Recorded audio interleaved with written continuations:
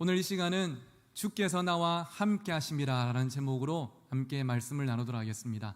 먼저 여러분 저를 한번 따라해 보실까요? 여러분의 오른손을 가슴에 얹으시고 여러분 자신을 축복하는 마음으로 저를 따라 하시겠습니다. 주께서 나와 함께 하심이라.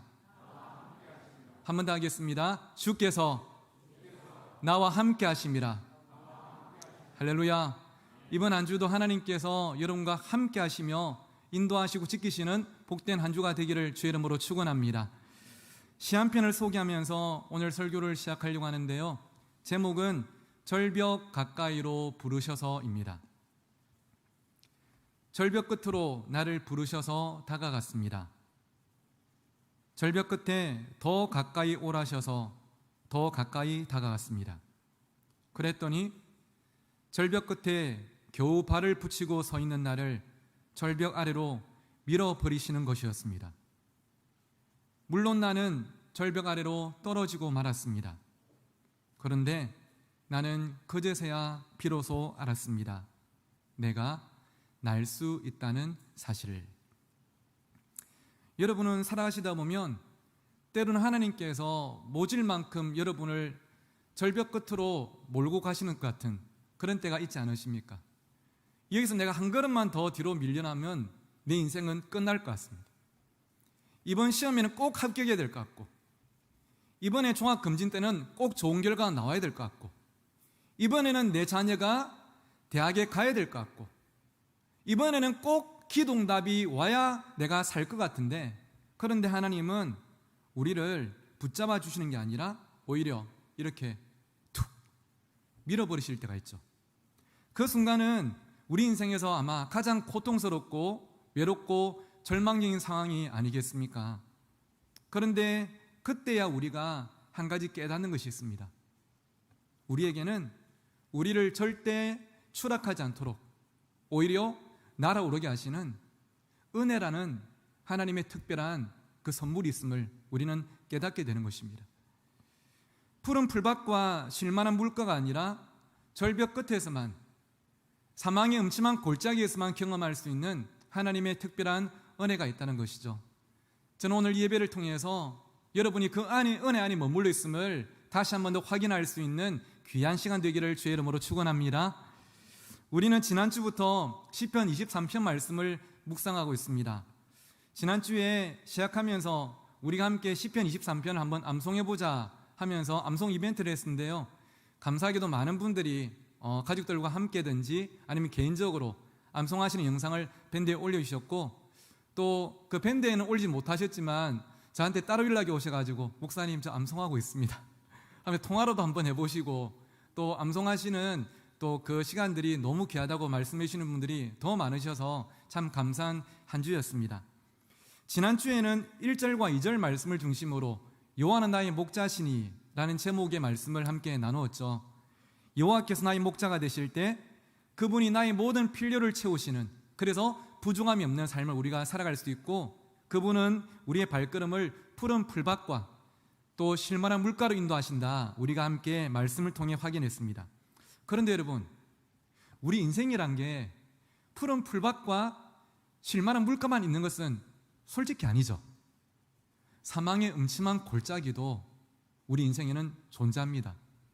더 사실적으로 말하면 푸른 풀밭과 실만한 물가보다 사망의 음침한 골짜기를 걷는 시간이 훨씬 더 많은 분도 계실 것입니다. 하지만 푸른 풀밭이나 쉴만한 물가가 아닌 사망의 음침한 골짜기를 지나고 있기 때문에 그곳에서만 경험할 수 있는 하나님의 특별한 은혜가 있음을 오늘 본문이 우리에게 소개하고 있는데요, 여러분이 오늘 그 은혜를 꼭 붙잡으시기를 간절히 소원합니다. 오늘은 시편 23편 중에 3절과 4절 함께 살펴볼 건데요, 먼저 3절 말씀 같이 한번 읽어보실까요? 시작. 내 영혼을 소생시키시고 자기 이름을 위하여 의의 길로 인도하시는도다. 아멘. 하나님께서 우리 영혼을 어떻게 하신다고요? 소생시키신답니다. 하나님께서 우리 영혼을 소생시키신다 약속하고 계십니다. 코로나19 상황을 보내면서 많은 사람들에게 나타나는 현상이 무기력증입니다. 삶이 무기력한 것이죠. 의욕이 없는 겁니다. 그런데 어쩌면 사람이 무기력해지는 게 참 당연하다 싶은 요즘 일상이 아니겠습니까? 뭔가 좋아질만 하다가 또 안 좋아지고, 이제는 좀 괜찮아질 거 했는데 또 여지없이 그 기대가 무너지다 보니까 이 반복되는 상황 속에서 사람이 무기력해지는 거예요. 우울한 감정을 호소하는 분들이 점점 늘어나고 있고, 내일을 기대하기보다는 내일을 불안해하는 분들이 훨씬 더 많이 계십니다. 그런데 3절은 우리에게 이렇게 약속하세요. 내 영혼을 소생시키시고. 소생시키더란 말의 1차적인 의미는 지치고 목마른 양이 물을 마시고 풀을 먹으면서 다시 새 힘을 얻는 것처럼, 인생을 살아가면서 공고하고 허기지고 지친 우리의 삶을 하나님께서 다시 한 번 더 새 힘을 더하심을 우리에게 약속하시는 것이죠. 사랑하는 성도 여러분, 저는 오늘 이 예배가 여러분이 그 소생을 경험하는 귀한 은혜의 시간 되기를 주의 이름으로 축원합니다. 지난주 동안 참 많이 힘들었지만, 하지만 예배에 오니까 하나님이 나를 만나주시고 말씀을 통해서 나에게 꼴을 먹이시고 물을 마시게 하시면서 나를 일주일을 다시 살아가게 도와주시는 그 은혜가 우리 모두에게 있기를 간절히 소원합니다. 그런데요, 제가 이렇게만 설명드리고 쑥 지나가 버리면 저는 소생의 참된 의미를 여러분께 반쪽만 설명드린 것입니다. 이 소생이라는 단어에는 또 다른 특별한 의미가 있습니다. 그게 뭐냐면, 혹시 여러분 3개월 전에 제가 주일날 오늘의 괴로움을 내일의 기쁨으로 라는 제목으로 말씀을 전하면서 룻의 시어머니인 나오미를 한번 소개한 적 있지 않습니까? 그때 이 나오미, 하나님의 약속의 땅 베들레헴을 떠나가지고 기근을 피해서 하나님께서 절대 가지 말라고 한 모압으로 갔다가 거기서 인생의 흉년을 만나고 인생의 쓴맛을 보고 절망 가운데 있던 그 나오미, 이 나오미에게 하나님께서 들려주신 음성이 있었어요. 2글자인데요, 히브리어로 뭐였냐 하면 슈브였습니다. 기억나시죠? 슈브. 한글로 하면 돌아오라, 따라 베들레헴으로 돌아오느라. 모압은 네가 있을 곳이 아니다, 나에게로 돌아오느라. 이 하나님의 슈브의 음성을 듣고 나오미가 베들레헴으로 돌아오게 되고, 그곳에서 그녀를 회복시키시는 하나님을 경험하게 되죠. 그런데 여러분, 오늘 이 본문의 소생이라는 단어의 히브리어 어원이 뭐냐 하면 바로 슈브입니다. 다시 말하면 여기서 영혼을 소생시킨다 말씀하시는 것은 그냥 우리의 기분이 좀 좋아지고 활기가 생기고 이 정도가 아니라, 하나님을 떠나서 방황하던 우리의 삶을 다시 한 번 더 하나님께로 돌이키게 하시는, 그리고 하나님께 돌아왔을 때 경험할 수 있는 은혜를 바로 소생이라고 성경이 말씀하고 있는 것입니다. 바꾸어 말하면 우리가 생기 있는 삶을 회복하기 위해서는 선제되어야 될 게 있는데, 그게 무엇일까요? 하나님을 떠났던 우리가 하나님께로 다시 돌아오는 것이죠. 왜냐하면 하나님께 돌아와야만 누릴 수 있는 은혜가 있기 때문입니다. 안타깝게도 최근에 영적인 무기력증이 한국 교회 가운데 찾아와 버렸습니다. 많은 그리스도인들이 영적인 무기력증을 접하면서 하나님으로부터 멀리 떠나버렸습니다. 코로나19가 1월 달에 시작이 되고 모든 교회들이 역사상 처음으로 주일날 교회에 모이지 못하게 되었죠. 그러다가 4월 5월경부터 다시 교회에 모여서 예배를 시작했지만, 교회에 올 수 있음에도 불구하고 교회로 돌아오지 않는, 꼭 교회라는 건물이 아니라 하나님께로 돌아와야 되는데 이미 너무 멀리 가버려서 돌아오지 않는 분들이 한두 분이 아니에요. 어린이들과 청소년들은 예전보다 더 게임과 유튜브에 푹 빠져서 살아가고 있습니다. 청년들은 반토막 나버린 그런 청년부 가니까 친구들이 없는 거예요. 그러니까 나도 오기 싫다. 전국의 수많은 교회가 청년부가 반토막이 나버렸습니다. 많은 분들이 말씀 공급이 끊어지고 기도를 통한 하나님과의 대화가 끊어지고 성도들과의 교제가 끊어져 버렸어요. 그러니까 매일의 삶과 일상이 무기력할 수밖에 없는 거죠. 은혜를 받지를 못하는데 어떻게 삶이 활기가 있겠습니까? 그런 의미에서 저는 우리 울산 신정교회에 지난 몇 개월을 오늘 말씀을 준비하다 돌아보니까 이런 마음이 드는 거예요. 야, 이게 진짜 은혜 중에 은혜고 기적 중에 기적이 아닌가. 와, 어떻게 이럴 수가 있을까.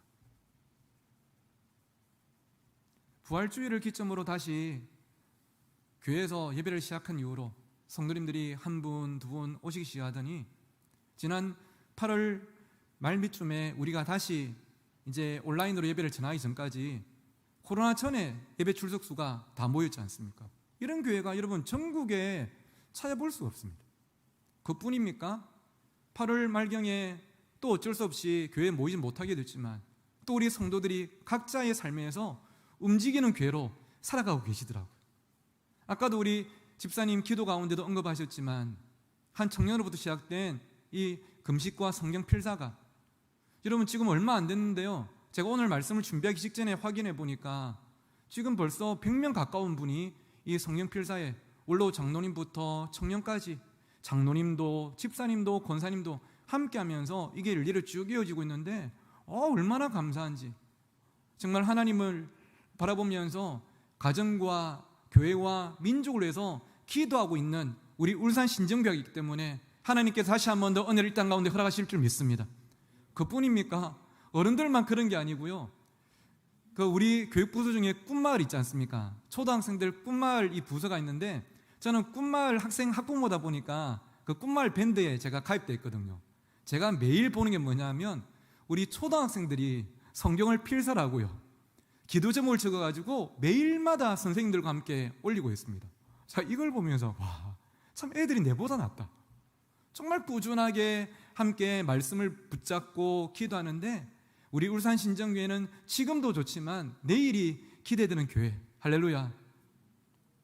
새벽마다 성도들이 영상을 보면서 평소에는 이 자리에 오지 못했지만 그래도 아침에 영상을 보면서 새벽 기도를 하고 또 은혜를 붙잡고 살려는 그 모습들이 정말로 저에게는 큰 도전과 또 위로와 은혜가 되었습니다. 그래서 제가 우리 교회를 바라볼 때 정말로 이런 기적 중에 기적이었고 은혜 중에 은혜가 없다, 그런 생각들을 하게 됩니다. 어려운 시기를 우리 성도님들이 믿음으로 잘 통과하심이 또 믿음으로 함께 잘 걸어가고 계심이 얼마나 감사한지 모르겠습니다. 그런데 여러분, 이럴 때 우리 영적인 공동체가 주의해야 될 게 한 가지가 있어요. 그게 뭔지 아십니까? 모두가 은혜 받는 것 같지만 누군가는 사각지대에 놓여 있다는 것입니다. 사각지대란 말 아시죠?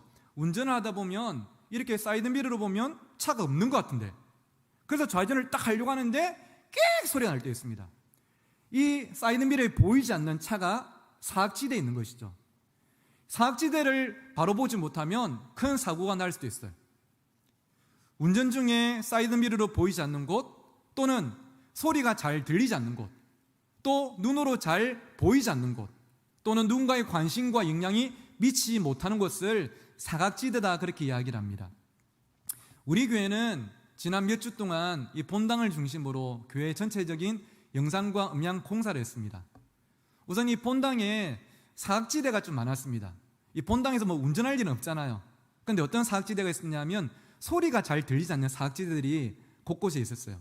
특히 이 3층 발코니 바로 밑에는 제가 앉아보니까 소리가 잘 안 들리더라고요. 그래서 지금 소형 이제 스피커들을 다 설치해서 뒤에 계신 분들도 지금 잘 들리시죠? 그리고 지금 무엇보다 소리가 깨끗하게 잘 나올 수 있도록 컨트롤하는 이 믹싱 콘솔을 지금 이제 교체를 해서 여러분 지금 들으시는 것처럼 소리가 깨끗하게 잘 나오고 있고요. 그리고 영상도 교체를 했습니다. 앞에 LED란 화면도 바꾸고, 그리고 봉사하느라 또 예배에 참여를 못 하시거나 또 이렇게 말씀 못 듣는 분들을 위해서 2층 로비에 또 지하 식당의 주방 안에 모니터를 설치해서 또 예배를 이렇게 보실 수 있도록 그렇게 했습니다. 그리고 교회 안에 곳곳에 영상과 또 음향을 컨트롤해서 사각지대를 다 이렇게 좀 사라지게 만들었죠. 업체에서 와서 공사했지만 참 감사하게도 우리 성도님들 여러분이 오셔서 도와주기도 하시고 또 교육자들도 참 많이 수고하셨는데 다시 한번 진심으로 감사의 말씀을 전합니다. 그런데 여러분, 우리가 본당 안에 교회 건물의 사각지대를 새롭게 붙잡는 것도 중요하지만요, 우리가 특별히 신경 써야 될 게 있는데 그게 뭐냐면 영적인 사각지대에 놓인 분들이 있습니다. 모두가 은혜를 받는 것 같은데 혼자 은혜를 받지 못하는 누군가가 우리 가정 안에, 우리 구역 안에, 우리 교회 안에 있을 수가 있다는 거예요. 영적인 사각지대에 있으면 하나님이 보이지 않고 하나님의 음성이 들리지 않습니다. 영적으로 고립되어 버립니다. 하나님과 나 사이에 거리가 생겼기 때문에 영적인 사각지대에 놓이는 것이죠. 이 시편 23편을 여러분 누가 기록했는지 아시죠? 다윗이었습니다. 그렇게 믿음이 좋던 다윗도 영적인 사각지대에 놓였을 때가 있었어요. 하나님 앞에 범죄하고 나서, 밧세바와 간음하고 나서 그가 어떤 느낌을 받았냐면 시편 51편에 보니까 이렇게 기도하지 않습니까? 하나님, 나를 주님 앞에서 멀리하지 마시고 주의 성령을 나에게서 거두지 말아 주십시오. 다윗은 어릴 때부터 늘 성령이 충만했던 사람이었어요. 그런데 이 죄를 짓고 영적인 사각지대에 딱 놓이니까 성령님이 느껴지지가 않는 거예요. 말씀을 봐도 와닿지가 않고 기도해도 막막하고 찬양 안에도 이 찬양이 그냥 허공에 맴도는 듯한 느낌을 이 다윗이 느꼈던 것이죠. 왕이라서 못하는 게 없었지만, 못 가지는 게 없었지만, 하지만 영적인 사각지대에 놓였음이 다윗을 하여금 정말 죽을 것 같은 고통을 느끼게 만들었습니다. 그래서 그는 하나님께 엎드렸고 하나님께서 그를 다시 한 번 더 회복시켜 주시는, 그가 하나님께 휴부할 때 하나님께서 그를 다시 소생시켜 주신 은혜를 경험하고 그가 오늘 본문 3절에서 이렇게 성경에 기록을 하고 있는 것이죠. 그가 내 영혼을 소생시키신다. 사랑하는 성도 여러분, 오늘 본당에 계신 여러분이든지 각 가정에서 화면을 보시면서 예배드리는 여러분이든지 어느 누구라도 혹시 지난 몇 개월을 보내시면서 내가 하나님과 멀어졌다, 내가 영적인 베들레헴을 떠나서 영적으로 모압에 가 있다, 오늘 하나님께서 깨닫게 하시는 분이 있다면 오늘 예배를 통해서 하나님께 휴부하시기를 주의 이름으로 축원합니다. 그게 우리가 살 길입니다. 우리는 하나님 안에 있어야만 행복한 존재이기 때문이죠. 또 하나 우리가 주의해야 될 게 영적인 사각지대뿐 아니라 관계적인 사각지대에 놓여있는 분들이 있을 수가 있습니다. 내 옆에 보니까 다른 분들은 같이 교제도 하고 함께 은혜도 나누고 더불어 신앙생활 하는데 혼자 계신 분이 있을 수가 있어요. 어떤 분들은 누군가 관심을 안 줘서 혼자일 수도 있지만 어떤 분들은 나는 누군가의 관심 필요 없다, 하나님만 잘 믿으면 되지. 여러분, 신앙생활은 그런 것이 결코 아닙니다. 여러분 혼자 신앙생활을 할 수 있다면, 하나님께서 그것을 기뻐하시고 원하신다면 하나님은 무엇을 만들지 않으셨을까요? 교회를 만들지 않으셨습니다. 하지만 하나님께서 가정과 교회를 만드신 것은 우리는 공동체 안에 더불어 살아가야 하기 때문입니다.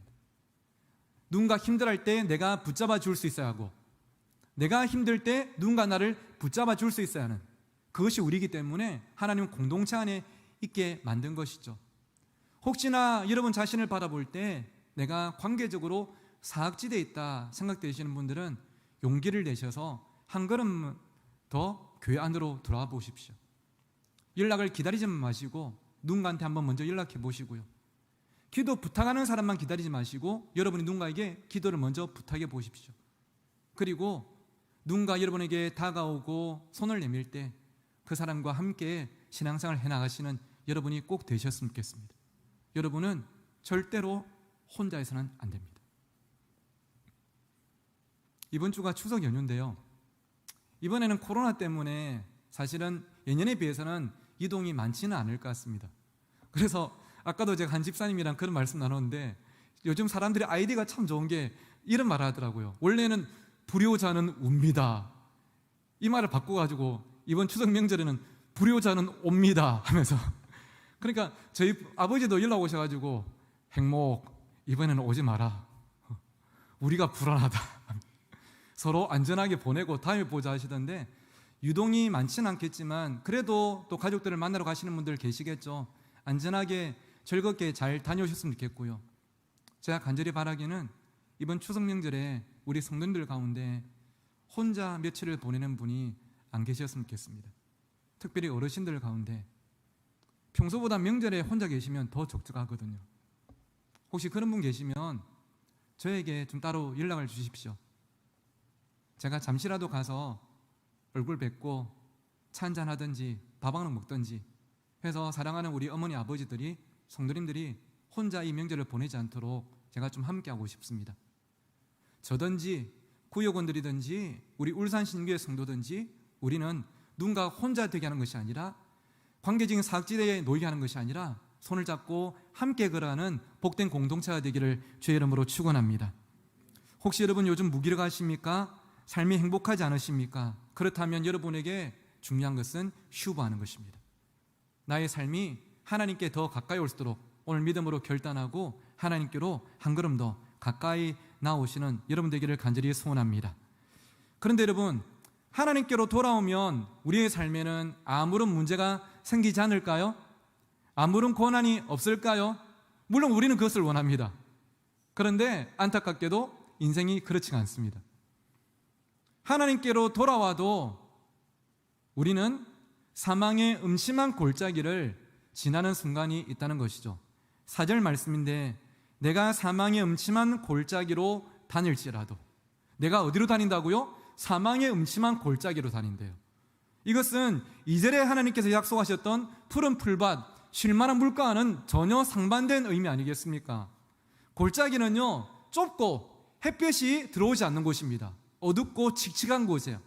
골짜기는 양들이 낭떠러지로 떨어지기 가장 쉬운 곳이고요, 골짜기는 맹수들이 공격해서 피해를 입기에 가장 쉬운 곳이 바로 골짜기입니다. 그런데 아니, 여호와가 나의 목자신데 푸른 풀밭이랑 쉴만한 물가로 인도하신다고 해놓고 이 사망의 음침한 골짜기가 웬 말입니까? 그런데 내 인생이 지금 어디 있는가 둘러보니까 사망의 골짜기일 때가 있더란 것이죠. 여러분, 동의되지 않으십니까? 그렇습니다. 우리는 하나님을 믿음에도 불구하고 사망의 골짜기를 걷는 듯한 현실과 마주할 때가 분명히 있습니다.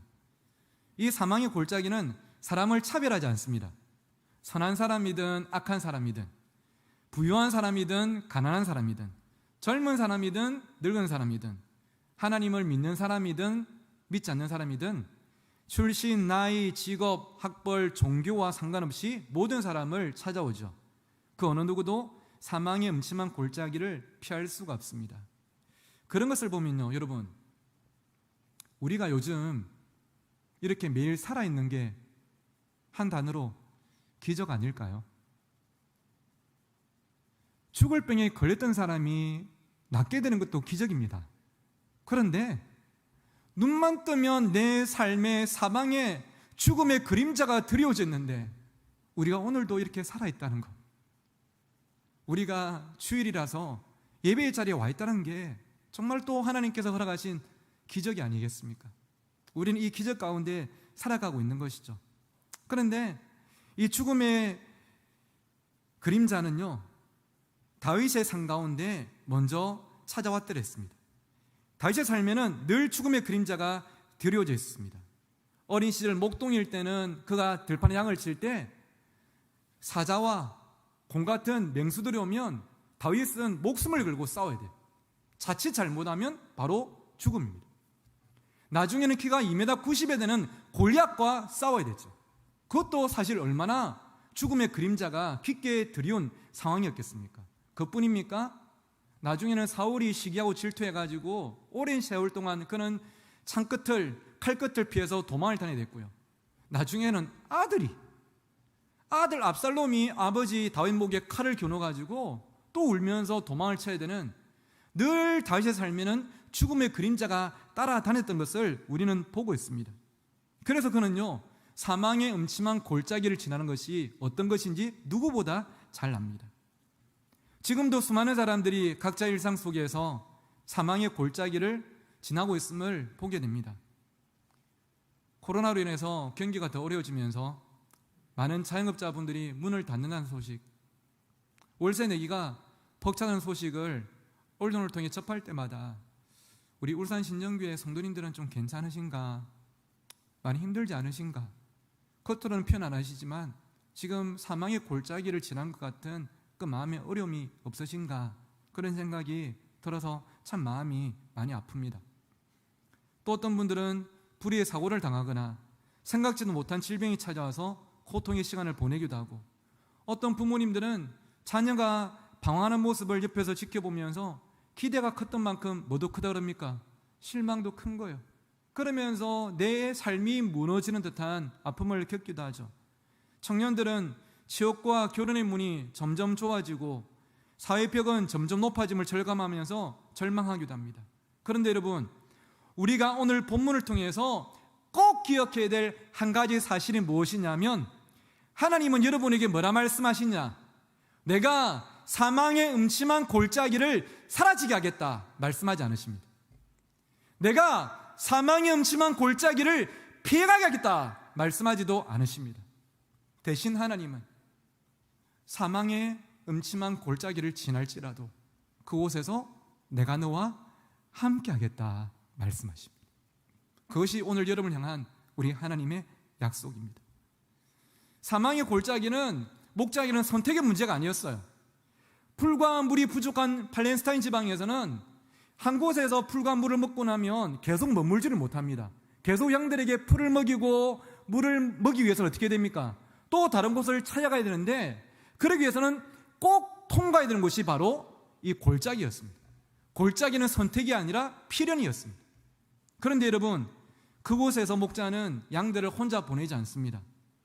양들의 가장 가까이에서 지팡이로 그들을 인도하고 막대기로 다른 짐승들과 싸우면서 양들이 이곳을 안전하게 지나갈 수 있도록 옆에서 지키고 붙잡는 것이 바로 목자이죠.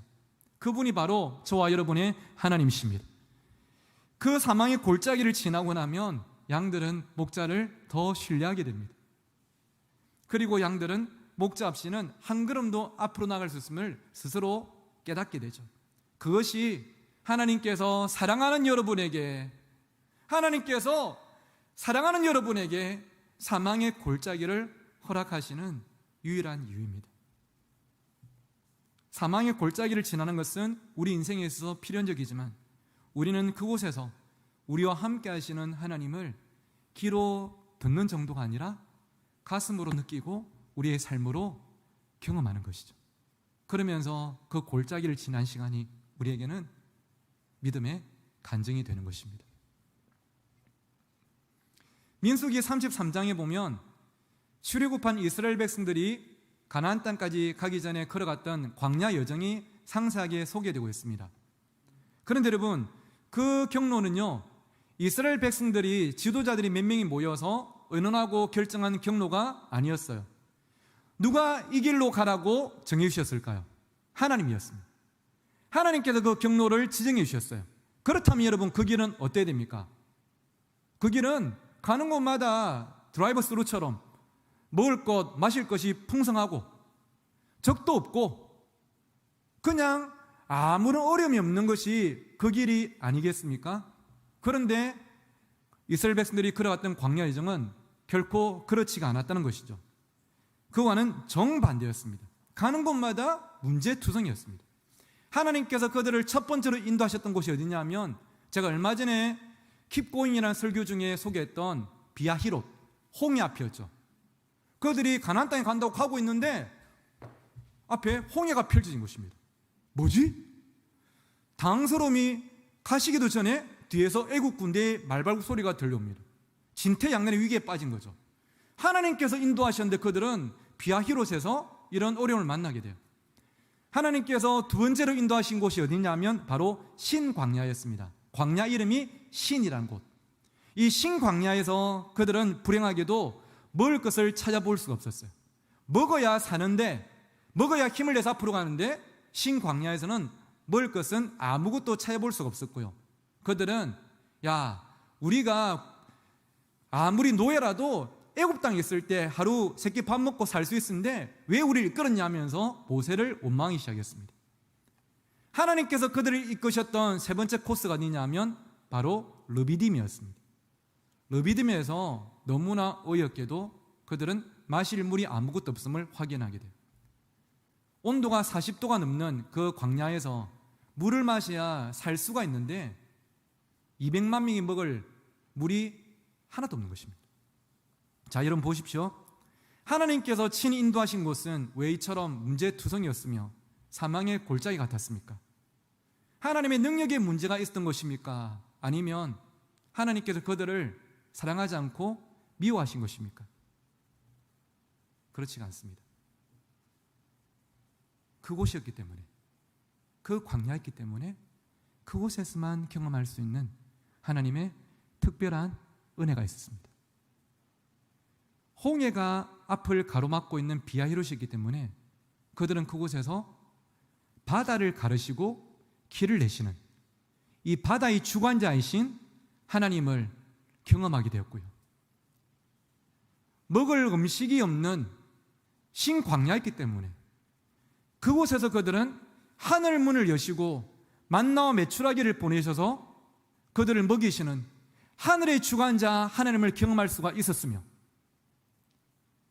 마실 물이 없는 르비딤이었기 때문에 그곳에서 그들은 바위를 깨시고 그곳에서 생수가 터져나오게 하시고 그들을 마시게 하시는 땅의 주관자 하나님을 경험할 수가 있었던 것이죠.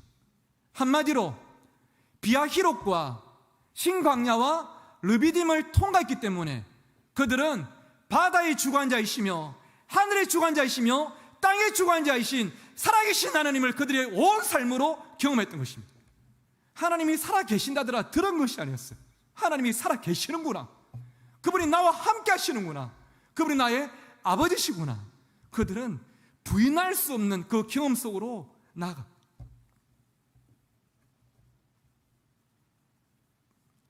사랑하는 울산 신정교회 성도 여러분, 혹시 지금도 내 삶을 보니까 비아히롯의 등거리에 서 있는 여러분 자신을 볼 때가 있으십니까? 신광야에서 내가 자녀들을, 가족들을 어떻게 먹여 살릴지 불안한 분이 계십니까? 르비딤에서 내 나름대로는 최선을 다했지만 해결되지 않는 인생의 목마름을 가지고 힘든 마음을 애써 추스르고 계신 분이 계십니까?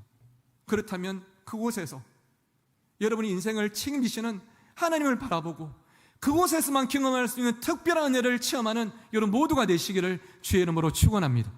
그것이 바로 하나님께서 우리를 사망의 음침한 골짜기로 인도하시는 유일한 이유인 것입니다. 광야에서만 경험할 수 있는 기적이 있습니다. 사망의 음침한 골짜기에서만 경험할 수 있는 은혜가 있다는 것입니다. 사랑하는 성도 여러분, 요즘 많이 불안하시죠? 새로운 계획을 세우기도, 사람 만나러 밖에 나가기도, 아이들을 학교에 보내기도 참 두려운 요즘입니다. 이럴 때일수록 오늘 말씀을 우리가 더 붙잡기를 원합니다. 주께서 나와 함께 하심이라. 할렐루야. 여러분 한 번 더 저를 따라해 보시겠습니까? 주께서 나와 함께 하심이라. 할렐루야. 우리 주위에 계신 분께 이렇게 한번 축복하겠습니다. 주께서 당신과 함께 하십니다. 할렐루야. 이 믿음으로 새로운 한 주를 승리하는 우리 모두가 되기를 간절히 소원합니다. 3년 전이었습니다. 제 딸 민채가 초등학교 1학년 때였는데요, 하루는 제가 집에서 물었습니다. 민채야, 민채 예수님 믿어? 하니까 목사 딸인 민채가 환하게 웃으면서 저한테 대답을 했습니다. 아니, 충격이었어요.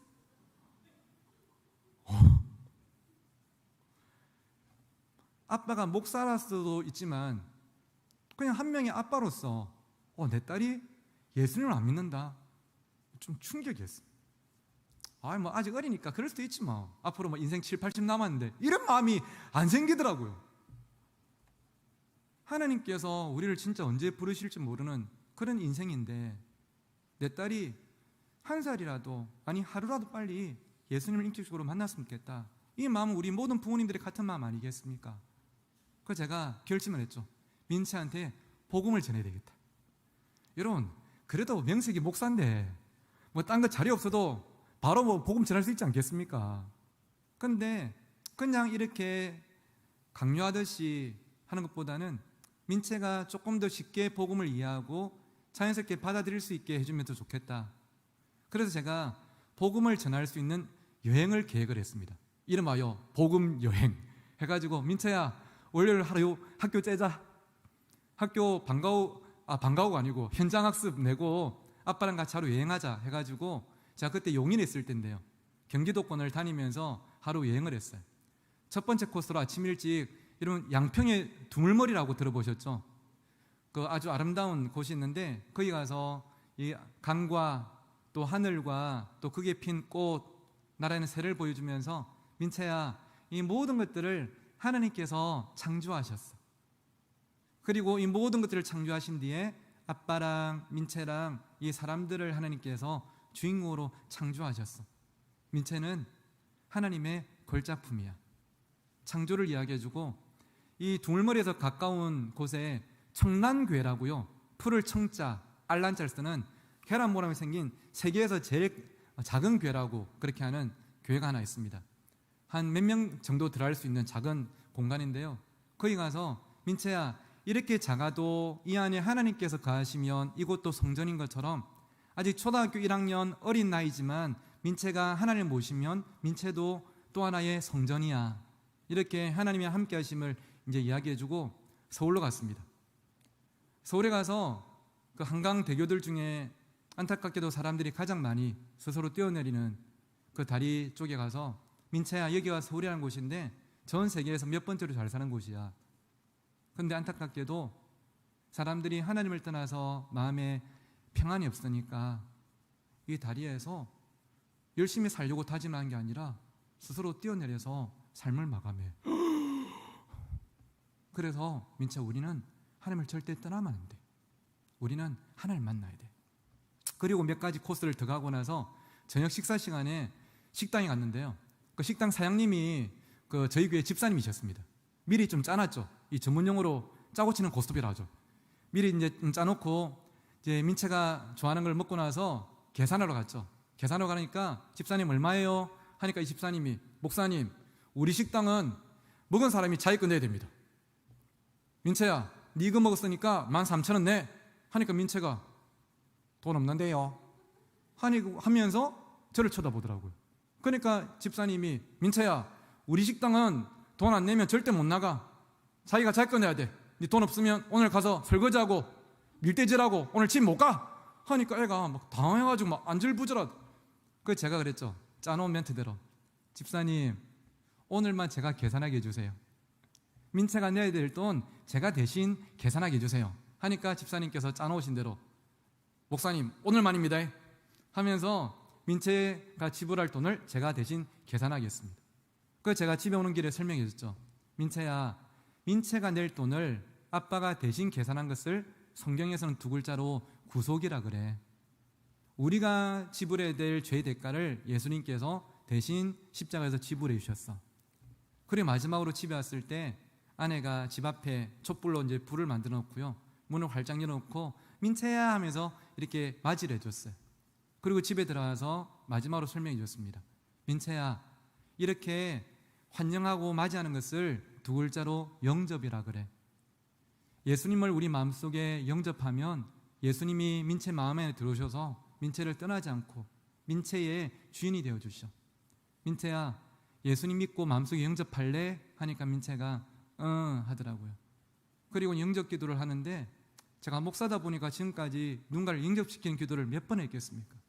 그런데 참 이 마음이 아비다 보니까 다르더라고요. 한마디 하고 나면 눈물이 나고 한마디 하면 또 눈물이 나고.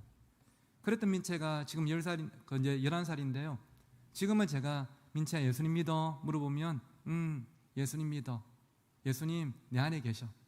아마 뭐 제가 그때 봄을 잘 전한 것보다 이 꿈말에서 AS가 좀 잘 되고 있는 것 같습니다.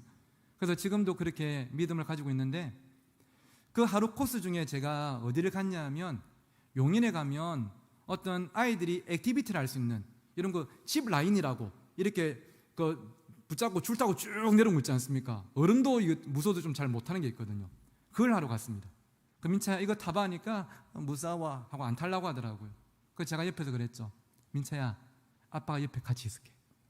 아빠가 네 제일 가까이 같이 있을 테니까 혹시나 네가 흔들리거나 불안하면 잡아줄 테니까 한번 해봐. 하니까 진짜 아빠 옆에 있을 거야? 아빠 옆에 있을게. 하니까 타겠다 하더라고요.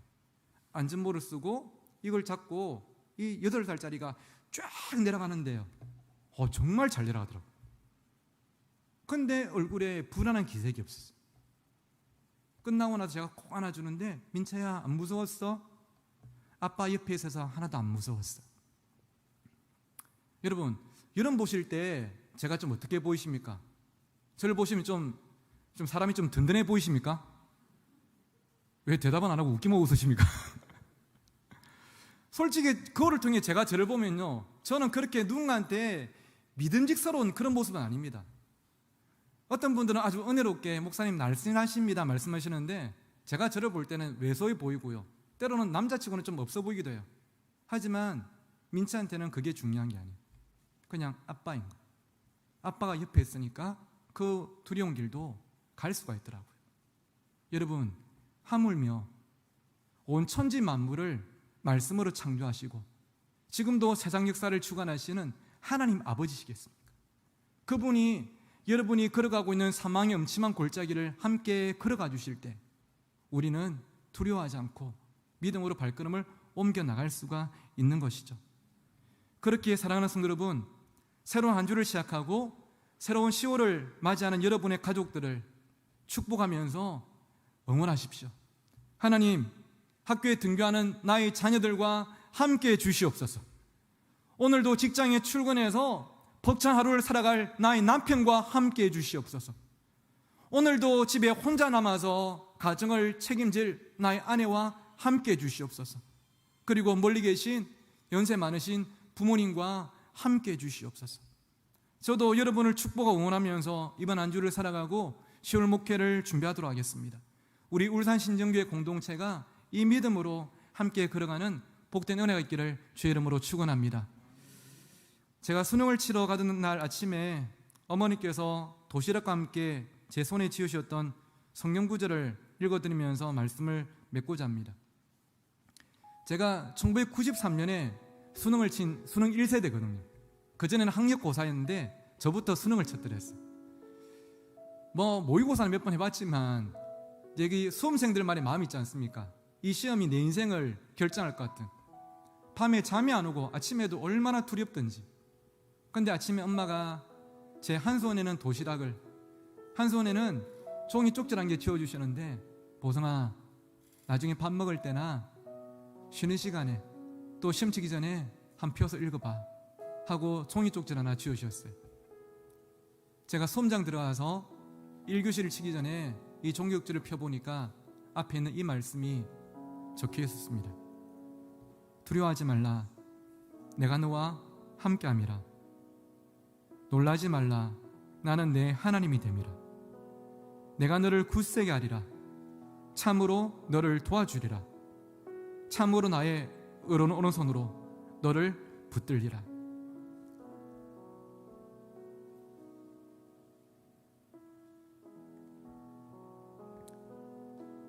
고난이 없는 것이 축복이 아닙니다. 고난 가운데서도, 사망의 음침한 골짜기에서도 하나님께서 나와 함께 하심을 경험하는 것이 우리 인생의 최고의 축복인 줄 믿습니다. 이번 한 주도 사망의 음침한 골짜기를 다닐지라도 나와 함께 하시는 선한 목자 되시는 하나님의 손을 붙잡고 믿음으로 승리하는 사랑하는 우리 울산 신정교회 모든 성도들 되시기를 주의 이름으로 축원합니다.